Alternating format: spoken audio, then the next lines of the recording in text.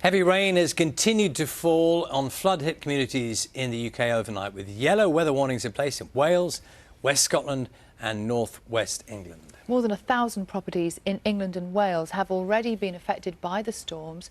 One area which has seen flooding is Lytham St Annes in Lancashire. Yes, let's speak to farmer Tom Pemberton, who's there for us this morning. Very good morning to you, Tom. And we immediately, looking at the scene behind you, get a very clear sense of what it's like for you. Give us a description of how it is today. Well, it's wet again. It's raining pretty heavily. It rained over the night quite heavily again. Here is our 20-acre field that we've got, and I've got about 10 acres underwater. It's one of our main grass-growing fields, and obviously you can see it's a bit wet. Can you just explain for us, Tom, you know, where does that water come from? So that water's come from the amount of water that's come down, but next to me here, we've got the main drain. So we are just off the main drain. It's dropped probably about 2 foot from where it was its highest, but it was so high that we have drains coming up. We have drains going all the way through to the field. So what happens, it comes back up the drains and then back into the field. The actual main drain after Ciara, was higher than our field. So we had no chance. And the field's just flooded, and it just acts as a bit of a floodplain, and the water just goes on our fields, unfortunately. Tom, what measures are in place? I mean, clearly they haven't worked, but what measures are in place to try and avoid this happening? So on this main drain, we are probably half a mile from the sea, not even that by the time you travel down here. And there are pumps down there, and there are gates down there. They can open the gates up and empty the main drain. The issue is, why wouldn't we prepare for this? We knew the rain was coming. Why wouldn't you make sure that this drain was as low as possible so the water has somewhere to go? If this is half full to start with, you're struggling. You're pushing water uphill, literally. So the issue is, if this was empty, we'd have more capacity for the rain to go and the water to go, and then we wouldn't be flooded as bad. We do have houses going up for fun, which is not a problem, because obviously the growing population, we've got to do it. But we've got to make sure we've got somewhere for the water to go. We've got to make sure that the water is going to get away from here and make sure it goes away as quickly as possible.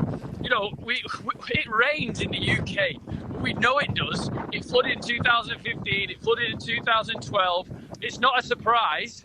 So why aren't we getting rid of the water or having something in place that works a little bit better to get rid of the water when the water does come? It's going to rain. We know it's going to rain. It's just getting rid of the water before it does this, you know. Yeah, I mean, what you're saying will make a lot of sense to a lot of people, and we look at the conditions you're dealing with, Tom. I mean, is it achievable? I mean, what's the thing here? Is it money? What is it? Is it will or what?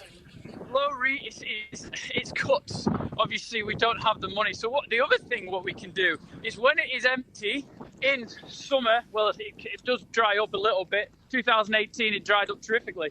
But when it is empty, why don't we dredge it out, dig the bottom out, because silt's going to go to the bottom of this. It just happens. There's water there. It's going to lie to the bottom. We dredge it out every year. You can dredge it out and you can put it on the side of my field. I'm not that bothered. You put it on the side of my field and let the water go in January, February, March, and that's a good system. I'm happy for them to do that, but they don't do that anymore.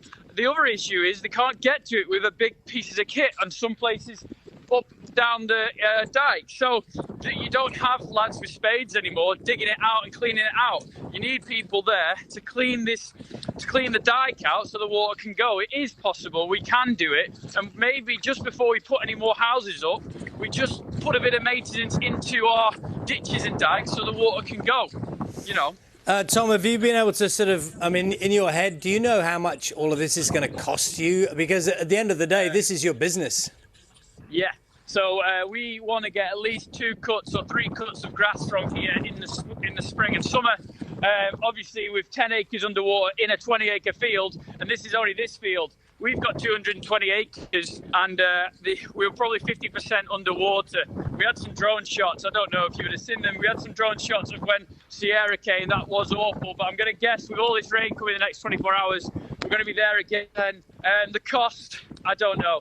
To reseed it all, and then it's a loss of grass making, which we're going to have to buy in next year because of it not being in our clamp for the year after. We're thinking about winter 2020, 2021 now. You know, we're thinking about that winter, so the costs are going to go up, and agriculture's hard enough. we don't need any more costs going up. Well, look, Tom, thank you for your time this morning, and thank you for, showing us around. It's a very good illustration of just what you're having to deal with. Good luck. Thank you.